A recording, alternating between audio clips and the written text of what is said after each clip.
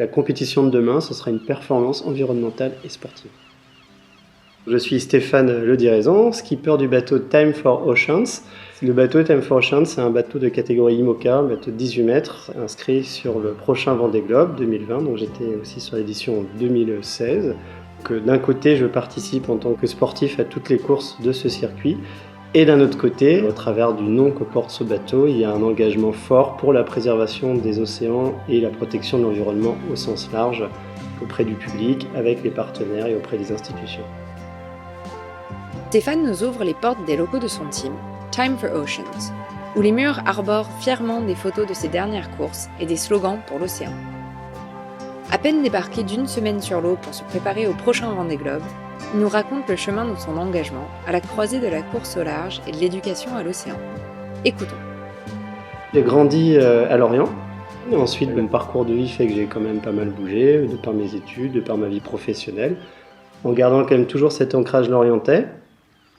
J'ai un parcours qui n'est pas trop comme les petits copains, c'est-à-dire que je suis venu tardivement sur la course, mais par contre très précocement sur le solitaire. À l'âge de 15 ans, j'ai racheté une épave, un petit bateau de 6 mètres avec un trou béant de 1 mètre.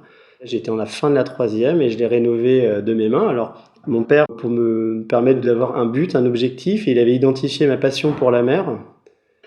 Donc bien lui en a pris parce que c'était mon bateau, c'est moi qui l'ai rénové de A à Z. Et quand je l'ai mis à l'eau alors que j'avais 15 ans, en seconde, je suis devenu très précocement un jeune skipper solitaire, puisque dès les premiers bords, j'ai senti cet aspect particulier de la navigation tout seul sur un bateau. Aussi dans l'autre partie de ma vie qui est mon parcours d'ingénieur, puisque la technique du navire m'a donné envie de tout savoir, tout comprendre. Et donc mon père avait réussi son coup parce que je savais enfin pourquoi j'allais à l'école. Et puis les deux vies se rejoignent, si j'ose dire, alors que je suis ingénieur chez Bureau Veritas. Je suis en charge des énergies marines renouvelables. Ma conviction forte pour l'environnement, qui est suivie d'effets, je veux dire au niveau professionnel, je peux m'investir au quotidien pour cette cause qui m'est chère. Et mon employeur, donc qui est Bureau Veritas, devient aussi mon sponsor. Et là c'est formidable parce que ces deux vies s'alimentent et permettent d'avoir une vie riche de sens. Et le grand virage en tant que marin professionnel, je le prends en 2015, donc il y a 5 ans.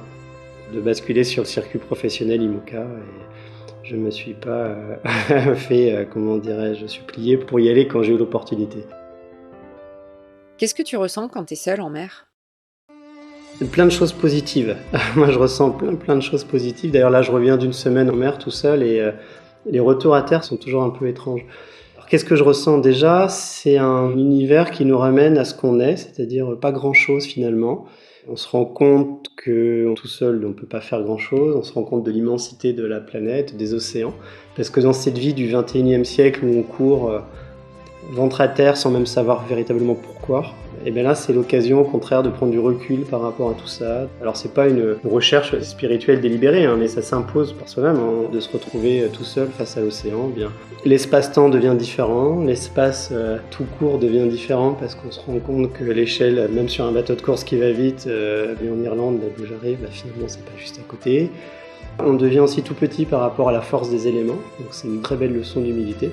Puis ça nous remet aussi à notre place par rapport au fait que tout seul on ne peut pas faire grand-chose. Ces bateaux existent pour qu'on puisse naviguer, il faut le concours des autres. Et puis dernière chose, que vivre ce genre d'aventure tout seul sans les partager, ça n'a pas beaucoup de sens non plus. Et que, au contraire, être au large pour moi, c'est quelque chose que j'ai envie de partager au travers de mes émotions, de vidéos, d'écrits, pour permettre à certaines personnes de vivre par procuration ces aventures, comme je l'ai fait, beaucoup, et que je continue à faire. Quand je navigue pas, je regarde ce que font les autres et ça me projette dans cet univers. C'est quoi pour toi l'océan ? L'océan, c'est beaucoup de choses. Pour moi, c'est au cœur de tous les équilibres. Quand on a compris ça, on a compris beaucoup de choses. De toute façon, il suffit de regarder une cartographie de la Terre ou une photo satellite et on se rend compte que 70% de la surface, c'est l'eau. Et que c'est la base de tout, c'est la base de la vie, c'est la base des régulations climatiques, c'est vraiment la base de tout au niveau biologique, si j'ose dire. Et puis, pour moi, à titre personnel, c'est quelque chose de dur à décrire, tellement c'est directement et profondément enfoui dans ma vie. C'est-à-dire qu'il n'y a pas de découverte de la mer, elle fait partie intégrante de ce que je suis depuis tout le temps. C'est quelque chose de fort qui à la fois parfois me fait mal, me met au défi, mais me donne aussi des grandes sources de plaisir, d'échange. Je compte pas les dauphins que j'ai vus, heureusement il en reste beaucoup pendant ma dernière semaine. C'est des rencontres avec des bateaux, des discussions avec un marin de l'autre bout du monde. C'est vraiment plein de choses. Pour moi, ça symbolise toutes les belles choses de la vie. T'as un premier souvenir de l'océan ? Il y en a beaucoup. Lequel extraire de tout cela J'en choisir deux là, même si c'est pas la question, c'est un, mais qui sont différents. Je me rappelle de ma première vraie navigation solitaire à l'âge de 15 ans. Une sensation très particulière, puisque ayant pris l'habitude de naviguer qu'une famille sur le bateau, se retrouver seule, à barrer, à savoir où on va, c'était déroutant, c'était une vraie mise au défi. Et à la fois, il y avait un épanouissement très fort. Et je me rappelle que j'étais allé pas du tout loin, j'avais fait en gros le tour de Groix. Mais le vent était monté à force 5, qui à l'époque me paraissait une petite tempête sur mon bateau de 6 mètres, avec un grain orageux. Je me revois passer la citadelle de Port-Louis, et donc l'entrée de la rade, en ayant une espèce de sentiment victorieux d'avoir affronté quelque chose. Alors c'était très modeste et j'en étais conscient, mais malgré tout, les aventures sont celles que l'on les vit, hein, donc je l'ai vécu avec intensité, donc ce souvenir m'a marqué, et finalement, quelque part, ma quête de découverte sur tous les océans, elle a pour but d'aller reproduire ce sentiment. La mise au défi, la découverte, le dépassement, parce que ça va chercher des énergies, des forces qu'on ne va pas chercher si on reste tranquillement dans sa zone de confort. Et puis juste plus rapidement, la dernière petite anecdote, c'est ma première traversée de l'Atlantique en solitaire. Et là, c'est particulier aussi, parce que c'était sur des petits bateaux de 6,50 m. Et l'arrivée à Salvador de Bahia, c'est extrêmement fort, c'est en course, et il se trouve que là j'ai un classement tout à fait intéressant, mais c'est même pas le sujet. C'est-à-dire que je l'ai oublié. En arrivant, j'étais plus compétiteur, j'étais d'abord un espèce de découvreur d'océan. En rigolant bien sûr, mais c'est très particulier de traverser l'Atlantique en solitaire, parce que même aujourd'hui où on maîtrise tout ce qui se passe, les photos satellites, etc., eh bien c'est une aventure, surtout sur ces petits bateaux où justement il n'y avait aucun équipement. Et est-ce que ton métier a influencé ton rapport à l'océan ? Oui, bien sûr, on est riche de ces expériences. Donc il y a eu des déclics. Ma participation au nettoyage des plages après la catastrophe du Prestige, donc ça c'est l'hiver 99-2000. Et j'ai déjà une forte sensibilité environnementale. Je ne sais pas d'où elle me vient, franchement, parce que c'était pas le cas de mes parents. Et j'étais en opposition d'ailleurs avec eux dès le plus jeune âge. J'étais assez précurseur. Et puis il y a ce déclic où je prends conscience de l'aspect dévastateur de la vie humaine sur Terre dès lors qu'on est capable de déverser 20 000 tonnes de fuel sur les plages que j'affectionnais tant, sur les spots qui étaient mes spots de planche à voile, de balade, etc. Donc j'ai ramassé des oiseaux mazoutés de mes mains, etc. Donc tout ça est extrêmement formateur. Et puis après, c'est au travers effectivement de mes navigations, des rencontres que parfois on infléchit sa trajectoire, on adoucit une opinion, ou au contraire on s'endurcit sur une autre. Donc ça se construit petit à petit. Comment t'imagines la course au large dans 10 ans ? Ah, ça c'est une question sympathique, parce que j'ai jamais eu cette question, et pourtant elle est hyper intéressante.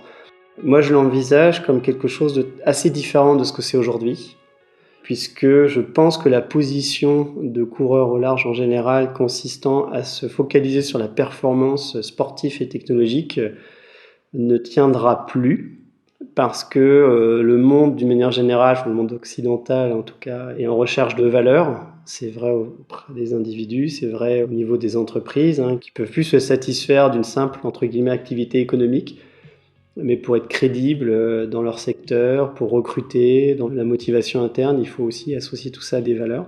Et puis il y a l'urgence environnementale, dont on a déjà conscience, on prend conscience à l'échelle de la planète. Donc nous, notre activité de course au large, elle n'est pas indispensable, disons les choses très clairement. C'est que demain, si on arrête la course au large, ça n'empêchera personne de vivre. Donc c'est un plus, c'est un échange, un partage au travers de rêves, de passions. Et donc il va falloir s'adapter. Et donc ma vie dans 10 ans de navigateur, je l'imagine autant tournée vers l'environnement que vers la compétition. Finalement, pour moi, la compétition de demain, elle sera autant environnementale que technologique et sportive. Au niveau sportif, finalement, que si demain, je vais dire n'importe quoi, pour exagérer, on avait tous des bateaux en bambou qui allaient 50% moins vite, finalement, ça ne changerait rien à l'aspect sportif. Si on part à peu près à armes égales, ce qui est intéressant dans la compétition, c'est la confrontation.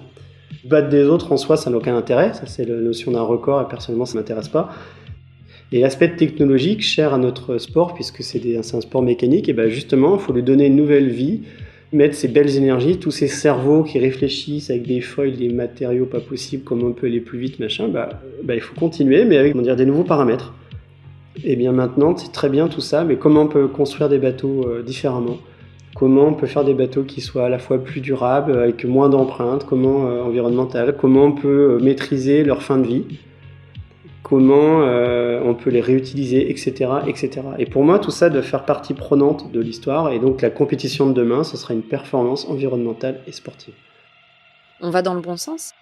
Il y a 2 ou 3 ans, quand je suis arrivé sur le circuit IMOCA, donc c'était il y a 5 ans, dans les 2 premières années, observation, un peu timide, et puis 2 ans après, je prends la parole dans une assemblée générale de skippers, et puis là, j'exprime ma conviction, selon laquelle il faut absolument qu'on intègre le paramètre environnemental, beaucoup mieux que ce qu'on fait là, puisqu'on est des ambassadeurs de ces valeurs. La voile, c'est un sport qu'on associe volontiers à l'environnement, et qu'en vérité, on ne fait pas les efforts nécessaires pour être à la hauteur de ces attentes, et qu'il faut qu'on se bouge.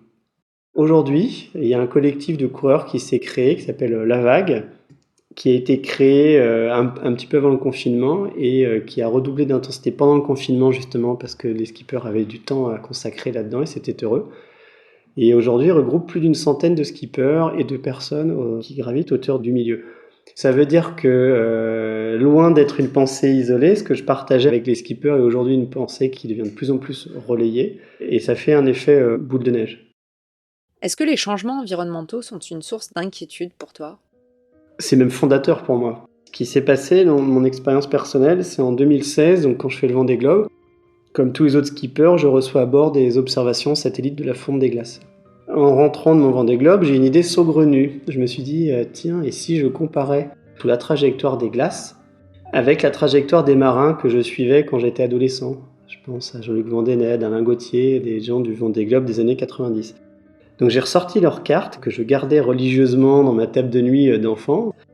Et j'ai regardé leur route et j'ai superposé ça à la carte des glaces. Ça m'a glacé le sang, sans jeu de mots, parce que je me suis dit, mais c'est incroyable, il s'est passé 25 ans. On n'est plus capable de réutiliser leur route. Alors, ce que je viens de dire là n'a pas de portée scientifique, c'est-à-dire qu'on pourrait me rétorquer qu'à l'époque il n'y avait pas d'analyse satellite, il n'y avait pas de limitation à l'attitude de la navigation, que peut-être qu'il y avait les mêmes glaces, peut-être. Certes, j'observe que si je prends les routes des Vendée Globe des années 90 par rapport à la fonte des glaces d'aujourd'hui, on ne sait plus le faire. Du coup, pour être très clair, ce qui se passe, c'est qu'avec le réchauffement climatique, la banquise se réchauffe et se fractionne, et on a des morceaux de plus en plus gros, parfois gros comme une région, voire un pays, qui se détachent, qui tournent comme une fronde autour du pôle jusqu'à remonter plus haut en latitude et se fractionner. On pourrait se dire effectivement, ouais, mais si on voit de la glace de plus en plus nord dans l'hémisphère sud, ça veut dire qu'il fait froid. Et non, malheureusement, c'est le témoignage exactement de l'inverse. Juste pour finir sur ce point-là, regardez une carte des glaces et vous allez vous rendre compte que au niveau du cap de Bonne-Espérance, la fenêtre de passage ne fait que se rétrécir parce que les glaces vont très très haut. Sur le Vendée Globe 2020, on devrait être à un passage de quelques centaines de milles par rapport au sud de l'Afrique du Sud. Et si on continue ce petit jeu-là, dans 10 ans, peut-être que cette porte elle est fermée. C'est assez effrayant. Ça t'arrive d'embarquer des instruments de mesure scientifique pendant tes courses ? Je fais effectivement partie des skippers qui ont accepté d'embarquer du matériel de mesure qui est mis à la mer aux positions que nous donnent les scientifiques. Moi, dans un premier temps, j'avais une certaine réserve par rapport à ça.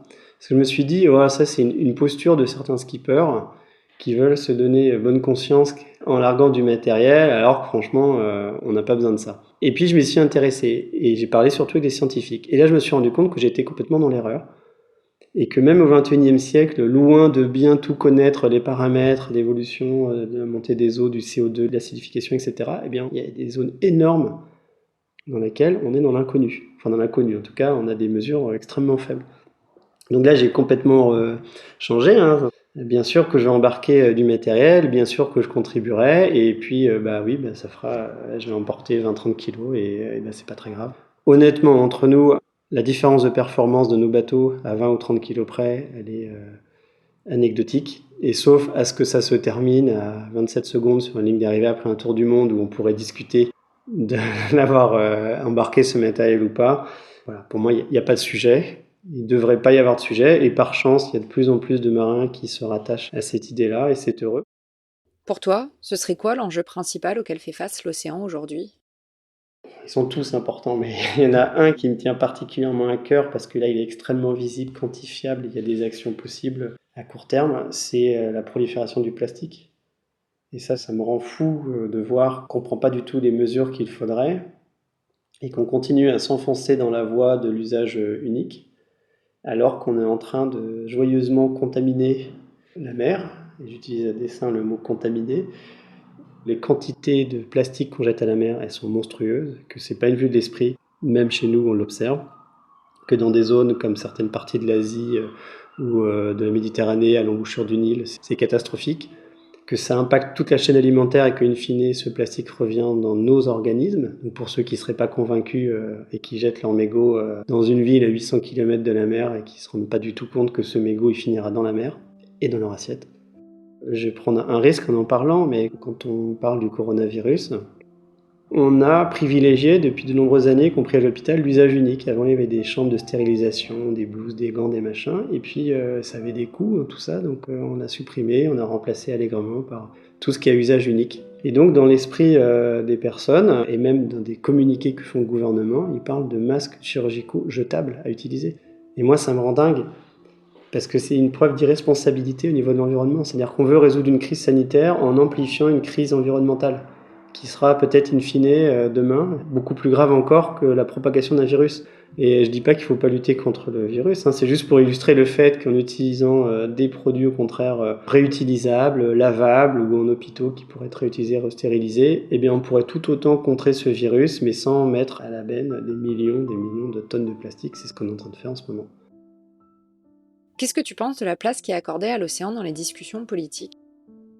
Je ne trouve pas trop mes mots là-dessus, je chercherai le bon mot. C'est que, j'allais dire je décolère pas, mais je ne vais pas me faire passer pour celui qui est dans l'aigreur. Non, je suis plutôt dans l'incompréhension. Comment un État comme la France, qui a le 2e espace maritime mondial, s'empare aussi peu de cette cause ? C'est à la fois notre responsabilité, puisqu'on a une énorme surface d'action, et à la fois une source énorme de richesse, à tout point de vue. Je ne parle pas que de la richesse économique, c'est l'incompréhension. Comment est-il possible qu'à ce point, on ne saisisse pas cette opportunité exceptionnelle d'avoir cet accès à l'océan ? Il y a un événement en lien avec l'océan qui t'a particulièrement marqué ? Un événement qui m'a marqué, c'était la catastrophe du Prestige, parce que j'ai vraiment pris conscience de l'impact de la vie humaine sur Terre. Je me suis dit, c'est pas acceptable que nos modes de vie, auxquels je participe, je veux dire, j'étais pas en train de pointer du doigt et dire les autres, machin, non. J'allais nettoyer les plages en voiture, et dans ma voiture, elle roulait avec du carburant qui sortait d'une raffinerie, qui était possiblement transporté dans le bateau qui venait de faire naufrage. Et ça m'avait extrêmement dérangé. D'un côté, je suis en train de blâmer tout un système mais auquel je contribue. C'est déroutant. Et cette image-là de la mer qui avait mal, la mer qui souffrait à cause de nous, c'était un moment fort. À partir de là, j'ai eu envie de la protéger du mieux que je peux. Un mot de la fin ? Ma conclusion, s'il y en avait une, ce serait de dire, et c'est le nom du bateau, time for en anglais, si on traduit, il est temps, mais il est encore temps. En fait, moi, je suis quelqu'un de positif et optimiste. Je pense que l'humain a toujours su trouver des solutions face aux problèmes qui se posent. C'est sûr que plus on attend et moins on agit, plus le défi sera compliqué à relever. On est en train de basculer, mais tant qu'on est là, tant qu'on respire, tant qu'il y a de la vie, il y a de l'espoir, si j'ose dire. Je suis plein d'espoir. Et nous aussi, on garde espoir. Tout au long du littoral, nous rencontrons des personnes qui sont témoins des changements environnementaux et qui agissent, chacun à leur manière et à leur échelle, pour contribuer à un monde plus durable. Merci d'avoir écouté cet épisode de Radio See the Future, le podcast où les relations humain-océan prennent toute la place. À bientôt sur sailinghirondelle.com pour une prochaine rencontre.